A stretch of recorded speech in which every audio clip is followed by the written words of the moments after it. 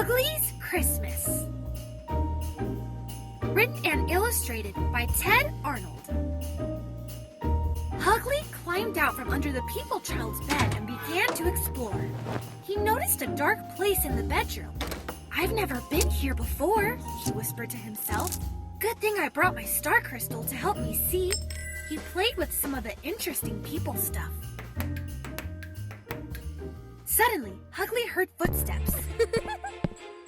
"Yikes," he said. "Someone is coming. I'd better go before I get caught." He dived back under the bed. "I'll just go play with Booter and Grubble," Ugly said as he headed for the secret slime pit. The people child came into the bedroom and dressed for bed. When he went to his closet, he saw an unusual light. "Mom," he called, "look what I found."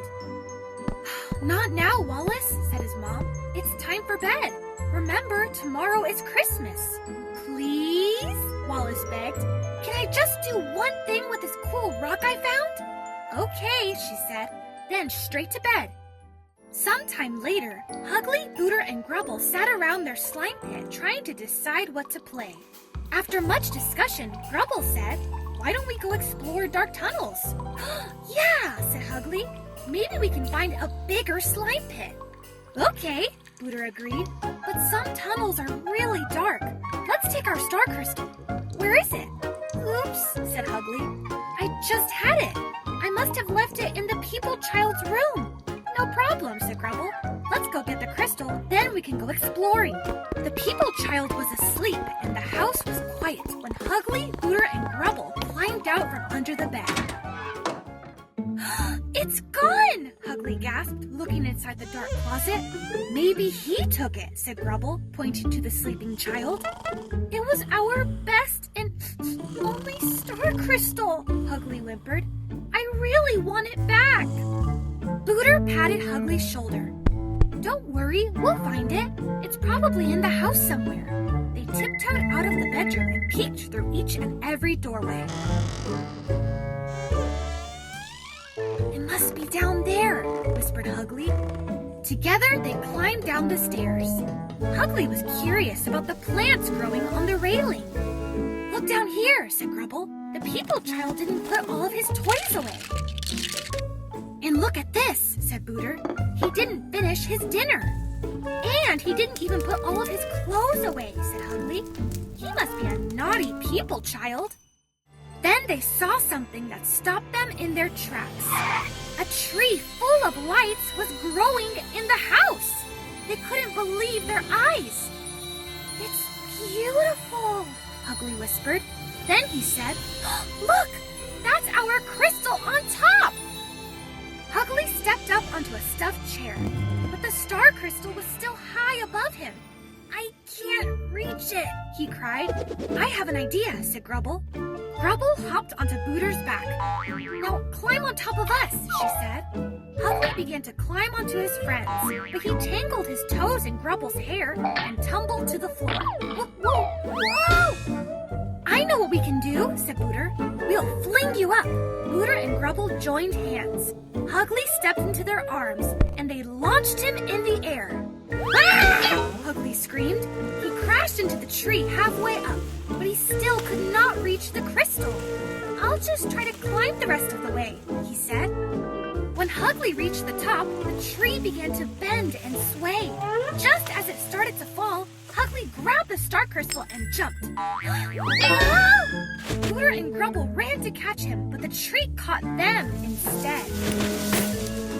"We just made a lot of noise," said Grubble. "Let's get out of here." "Wait! We have to fix this tree first," said Ugly. "It was so beautiful." "You're right," said Booter. "Monsters must always leave people stuff the way they found it. But let's hurry."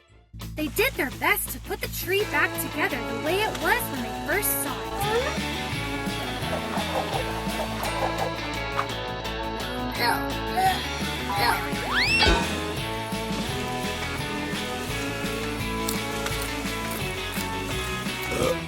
"Now can we go?" pleaded Grubble. "I think I hear someone coming."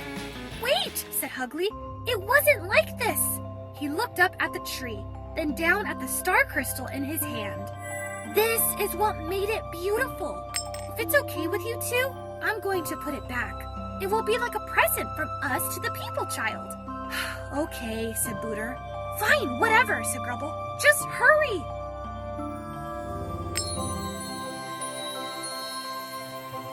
Once the star crystal was back on top of the tree, the three friends hurried away. But Hugley stopped to take one last look at the tree filled with lights. It's so beautiful, he said. Suddenly, he heard a footstep. Yes, it is beautiful, said a people voice. Hugley froze with fear. A big red people person was right beside him. He had no idea where the person had come from. He just knew getting caught by a people person was the worst thing that could happen to a monster. Hugley gulped, and his knees trembled. But the big red person just smiled and winked his eye. Then he reached down and held out a small, bright box. Hugley didn't know what to do. He grabbed the box from the people person, whirled around, and ran away as fast as his little legs could carry him. Climbing the stairs, Hugley could hear the sound of laughing. Ho, ho, ho! Back under the bed, Hugley found Booter and Grubble waiting. He sat down on a rock to catch his breath. Well, he said, we can always find another star crystal. How? Said Grubble. They only grow at the ends of long, dark tunnels. What's that? Asked Booter, pointing to the little box. I don't know, said Hugley. A big red people person gave it to me. He unwrapped the box. Hugley pulled out a small object with a red button on its side. He pushed the button,